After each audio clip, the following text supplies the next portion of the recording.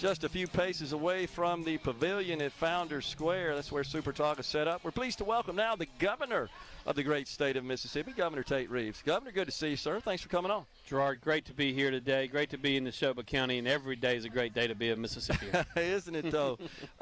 Man, you had an impassioned speech. I caught some of it. And you got a lot, of course, to boast about. Mississippi has a lot to brag about and spread the feathers about. We're making not only waves here in Mississippi and in the South, but nationwide. People are paying attention and saying, what are they doing down there in Mississippi? So you're right. It's a good day to be a Mississippi.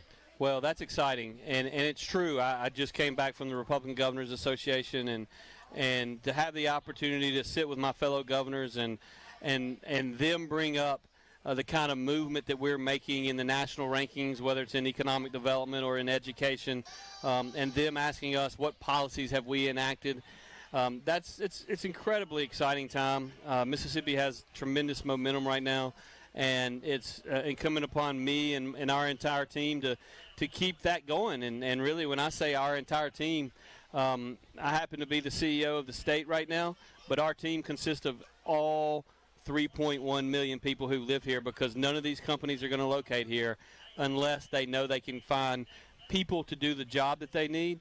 And so I think the wins that we've had are largely a result of the people that are listening today, the people who are working right now, the people who are around this stage, just good home Mississippi people who recognize that we can have Mississippi values and succeed economically. It's so true. And Bill Court, MDA director, is just off to our right here.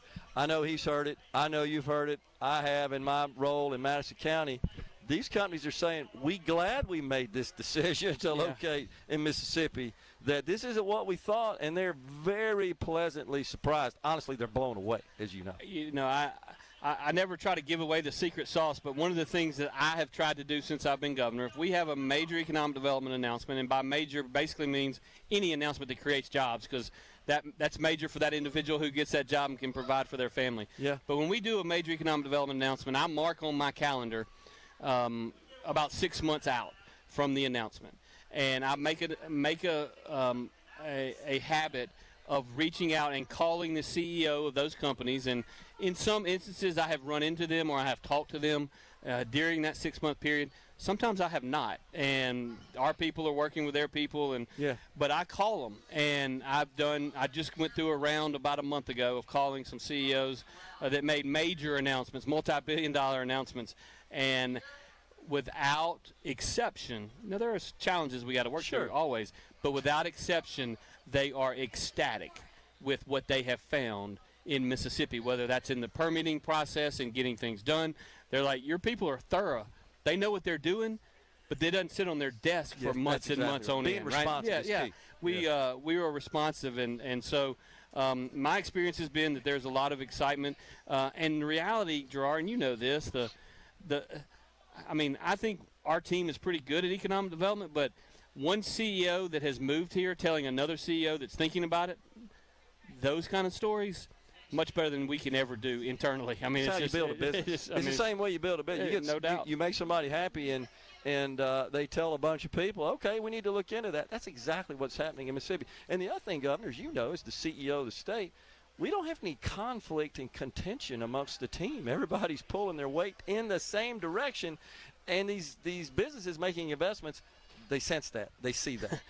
This is kind of a funny story. I can remember 5 or 6 years ago talking to some friends of mine in a particular county. They were having major disagreement between their city officials and their county officials, and I sit down with them, and I've actually had to do this recently, but I'm not going to talk about that. But I sat down with them, and I said, look, guys, like, y'all don't have to like each other.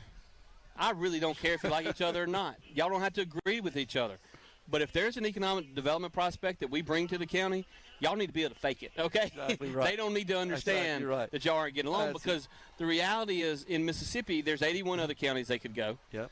And in the country there's a lot of places they could go, and they just don't have to deal with that, right? So true. And so I think that's probably a big advantage that we have.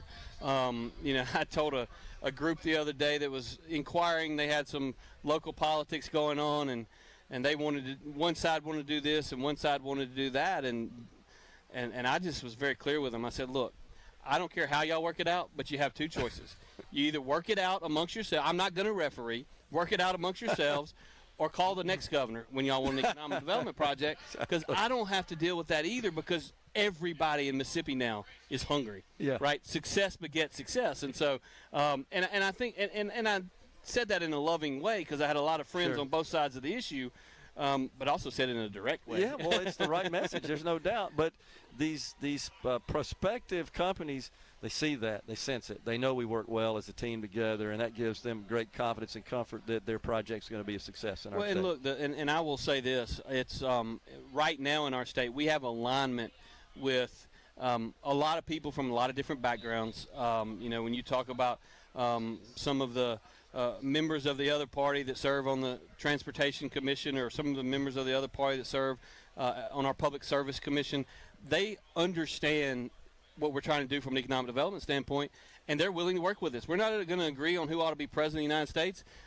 but when you're talking about, do we need to get an interchange so that we can so that we can ensure that a multi-billion-dollar company can locate somewhere in their district, they're for that. That's awesome.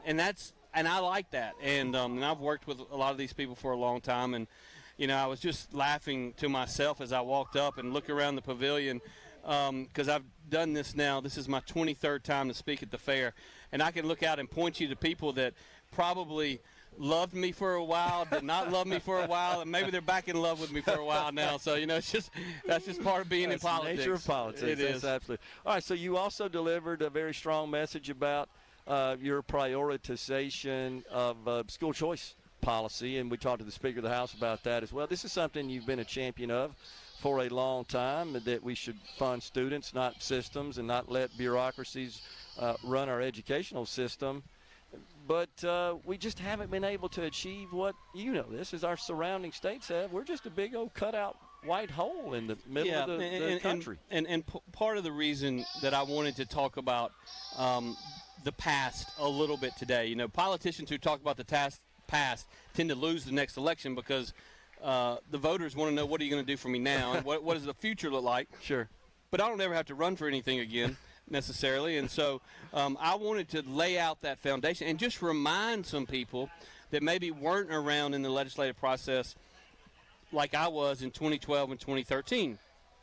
Because if you're on the outside looking in and you see a lot of these so-called education groups that look back on that time in 12 and 13 that now want to take credit for our successes, they claim that they are the reason for these successes. The reality is they fought us every step of the way. The coalition of the status quo is named that for a particular reason, and that is they do not want change. They do not want the status quo to change. And we had to run over the naysayers in 12 and 13, and some of this very same people are coming around saying, no, no, no now. And the reality is we live in a dynamic world.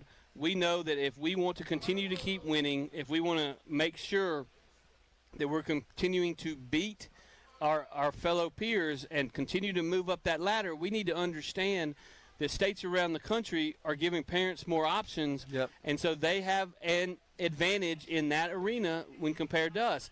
And, oh, by the way, those 12 and 13 reforms included public charter schools. They included ESAs for special needs kids. So it was a major first step in the world of school choice, and our public school system is better today than it's ever been, and it's okay.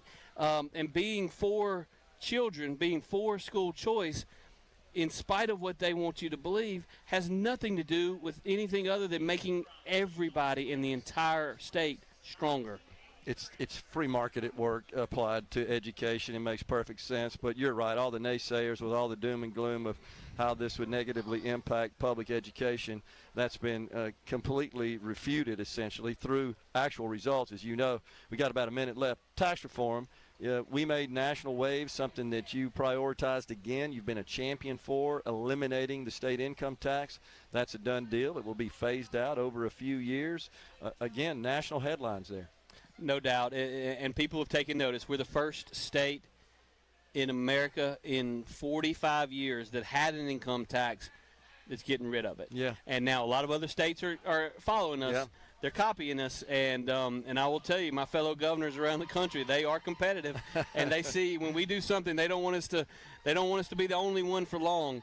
But I am proud of the Mississippi legislature for enacting that tax reform. It's going to help position us for future economic growth. Agreed. And that excites me. And that's my goal, is do as much as we can for 2 years to make sure that the momentum we have continues regardless of who runs for what and who gets elected to what in the 2027 elections. It's so gratifying, Governor, to be a leader and not a laggard and a follower in this regard. So I applaud you for your leadership in all those areas, and thank you, sir, for coming on. Thanks, Appreciate Gerard. it. Yep. It's always fun. You bet.